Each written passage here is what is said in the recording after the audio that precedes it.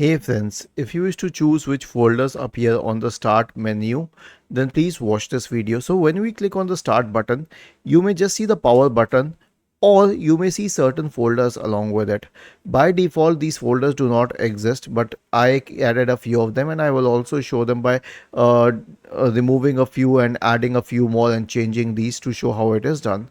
So right click on the start button and select settings from the menu. Go to the personalization tab on the list on the left hand side. In the right pane, we can scroll down and then select start. Okay, now scroll down and go to folders.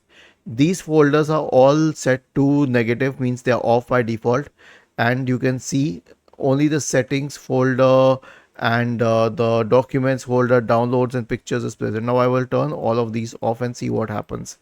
I'll click on the start button and all are gone.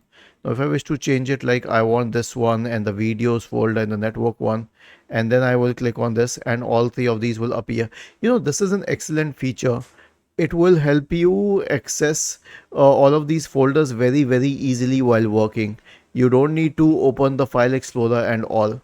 Was this helpful? If yes, then please subscribe to the channel. If not, then let us know in the comment section of the video on how we could help you further. Thank you for watching this video and have a nice day.